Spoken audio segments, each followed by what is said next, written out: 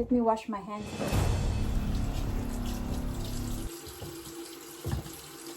Huh? Let me wash my hands first.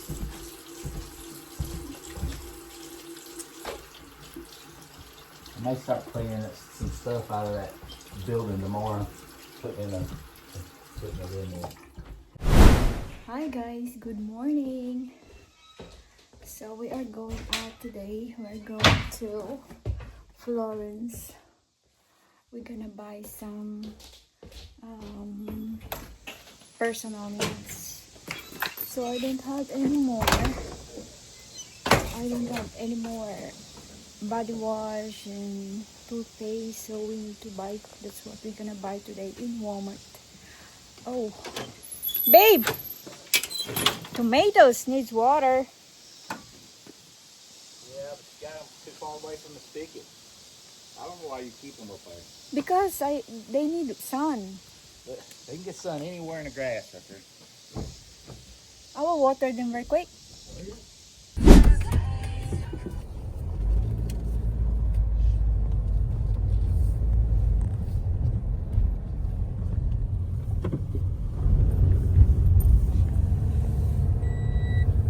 Seatbelt.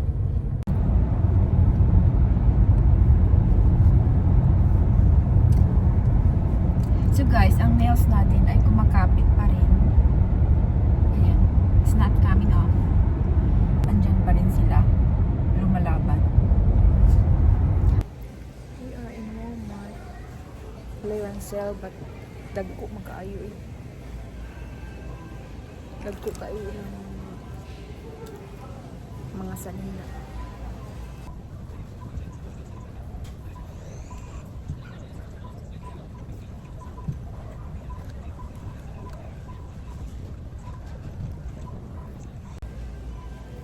So let's go to the grocery.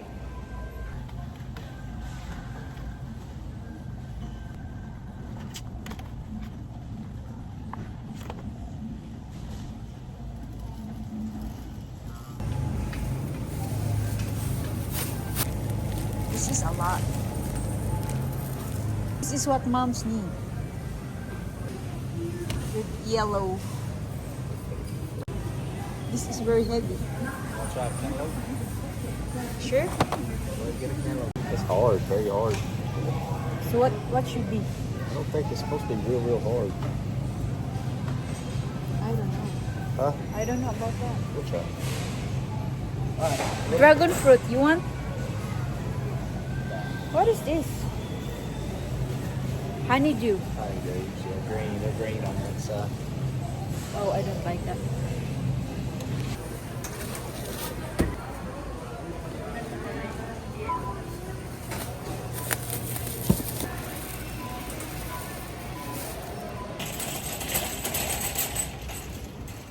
I'm telling you, it's coming. I warned you.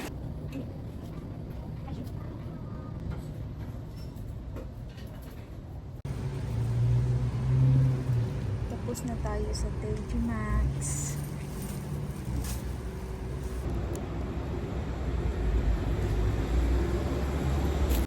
Ang init guys, naghintay ako dito ni Steven.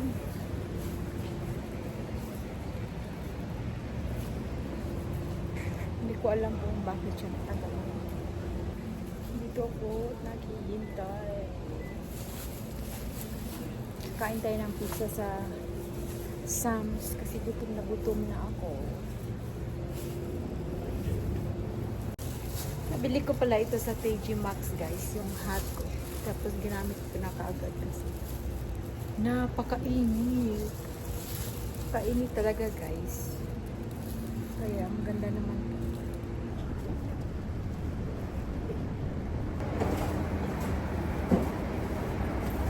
Ang tagal talaga guys.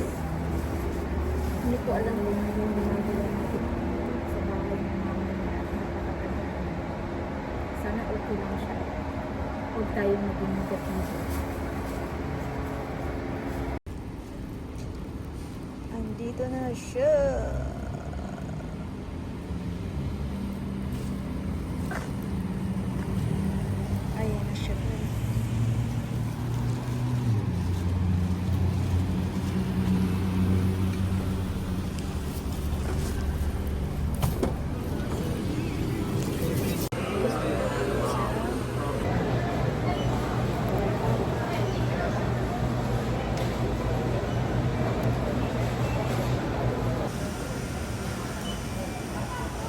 Nagbabayad na siya guys. Ako dito lang ako kumakain. Fruit lang ang binili namin. So, we are home na guys. And ito nga palang mga nabili ko. Body wash. Tsaka facial cleanser. And yan ang nabili ko sa Walmart. Tapos, dito sa Walmart dito. Ito sa Target. Moisturizer. Ito sa TJ Maxx. Glute bands like this. Kasi mag-exercise tayo. Tapos ito nagbili ko din ito sa Target. Slicer. And then yung hat pala yung nabili ko. Ito nabili ko din to sa TJ Maxx. Ayan. For $8. Oh no, I bought this for $15 plus tax. And then we bought in Sam's oranges, avocado, and this cabbage, and broccoli, and carrots. We bought it in Walmart. Strawberries, blueberries, and oranges. We bought it in Sam's. Yep. That's all. And then we also bought this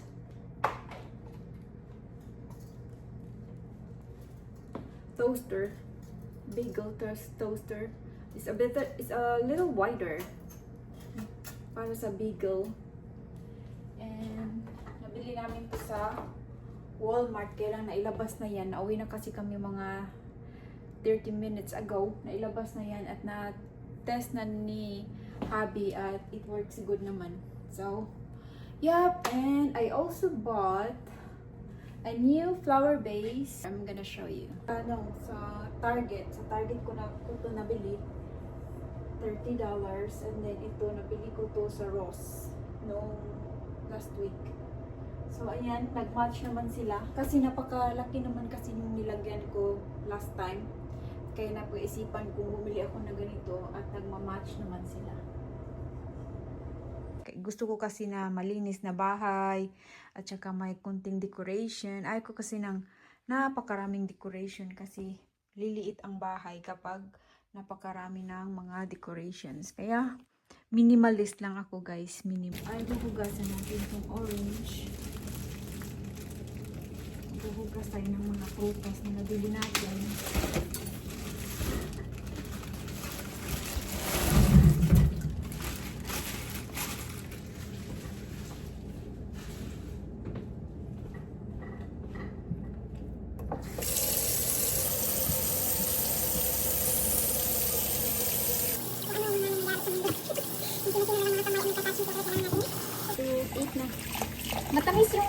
Matamis yung strawberry na nabili namin guys. Matamis siya. Matamis yung strawberry. Ayan.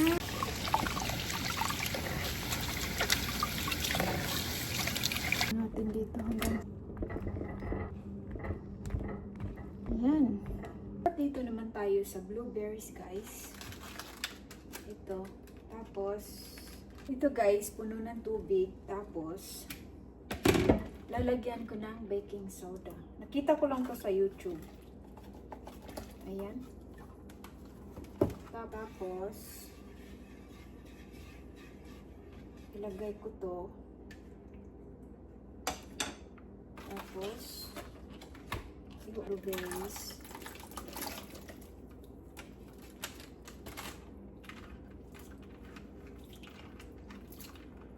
Ayan. Babad natin ng mga 30 minutes or 15 minutes para maging malinis yan.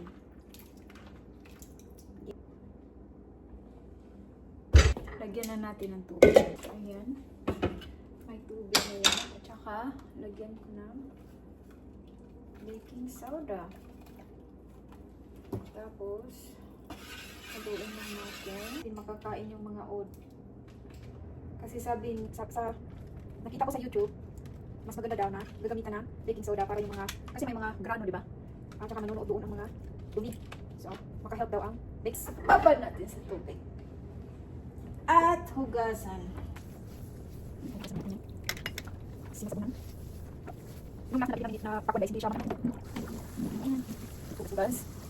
Tapos na natin nahugasan to. Ito ang lalagyan ko ng pakwan kasi juicy yung pakwan. Tapos pag nilalagay ko ang pakwan dito, yung water na di-drain at hindi maka-absorb sa pakwan. Kasi minsan pag nagbabad sila sa tubig, hindi na siya masarap kasi punong-puno na ng tubig.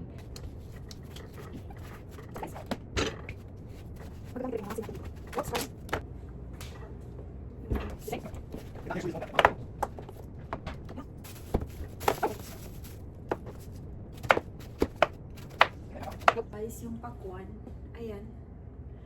Tsaka ganito ang ginagawa ko bago ko ilalagay sa basurahan kasi magbasa to eh. Ayan, at mag-walking tayo guys. Ito yung sa likod ito yung field namin. Ayan, may mga lumang mga tractor. Ayan, nakatambay lang yan dyan. Mga lumang tractor. Diyan yung camper namin at saka doon sa likod yung bahay namin. Ayan.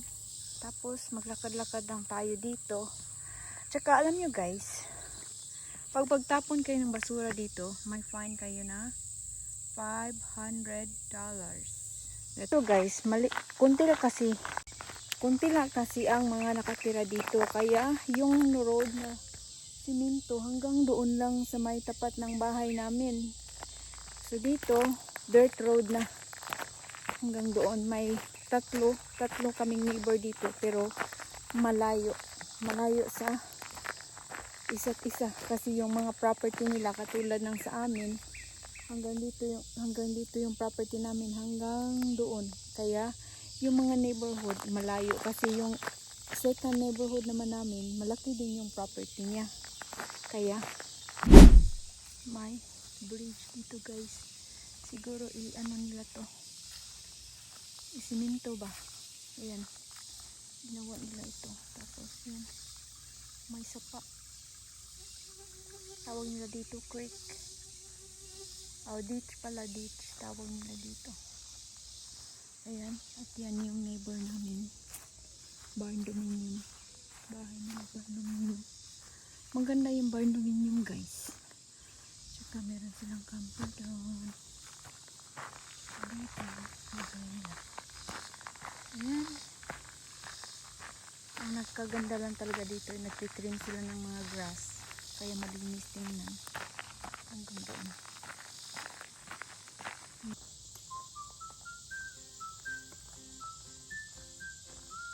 At may dala-dala akong kahoy in case atakihin tayo ng aso dito, yung bulldog.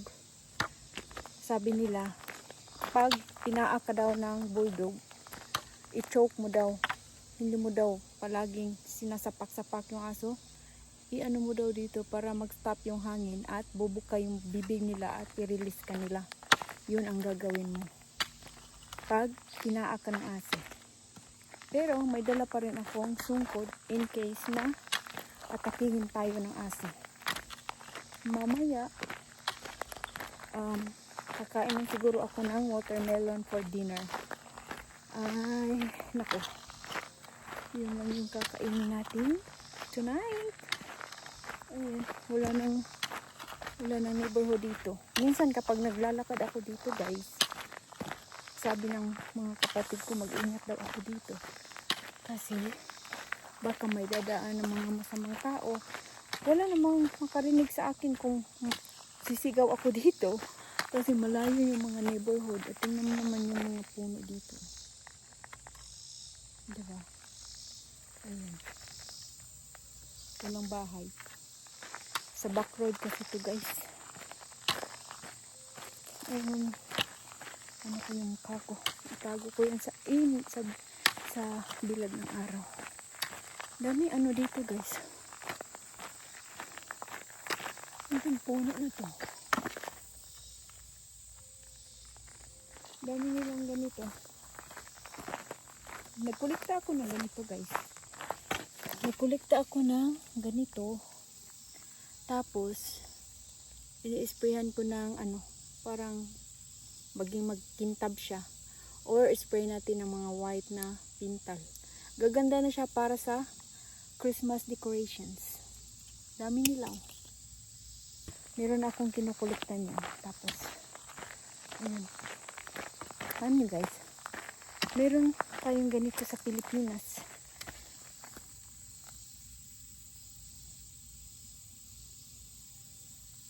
Meron din pala dito ganito. Yung parang uod. Yan. Parang uod.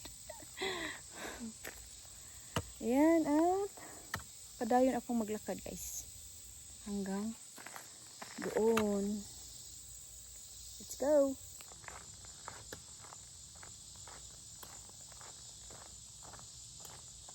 Tingnan nyo yun guys. Napakagandang sapa nito.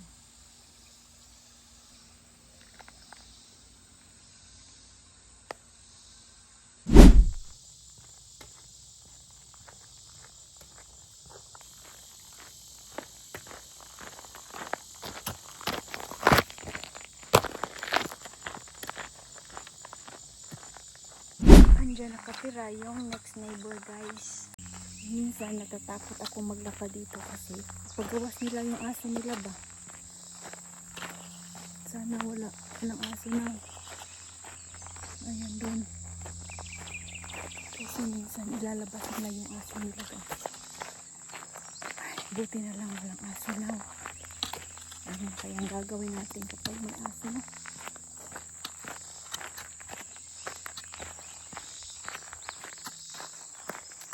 Lakad lang tayo guys. Ayan. Pagpamingaw na ng lugar dito.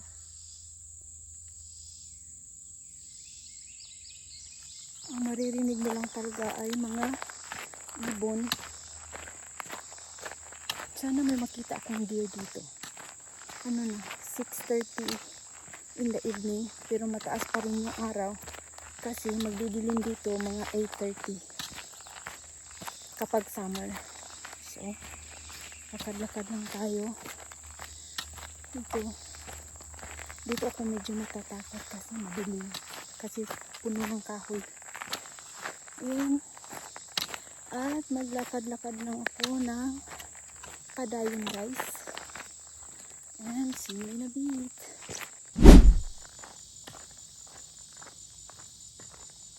But this time, hindi ako makakross kasi medyo mataas yung tubig, mabasa yung sapatos ko, kaya balik na lang tayo. Anyway, magsi-7 ng gabi na, kaya balik na lang tayo. Medyo malayo-layo na rin kasi yung mga malayo-layo na rin kasi yung nilakad ko.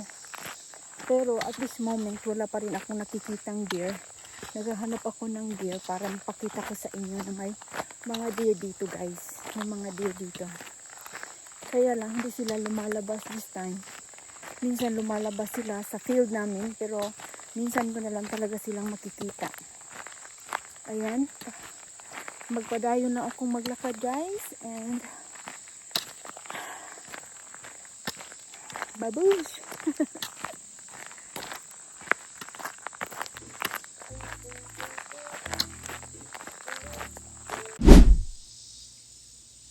Kasi mga isda diri sa pa guys. Yan. Mga isda. Parang Pilipinas lang din.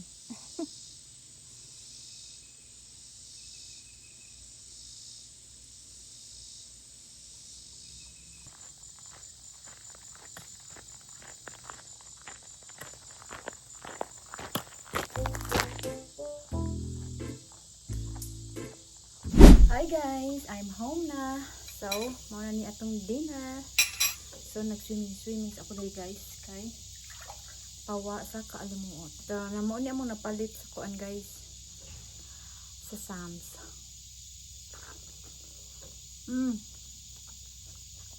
Tamis kayo guys.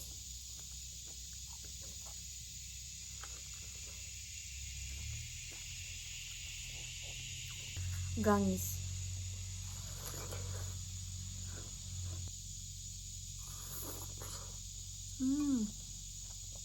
Tamis kayo ang pakwan guys.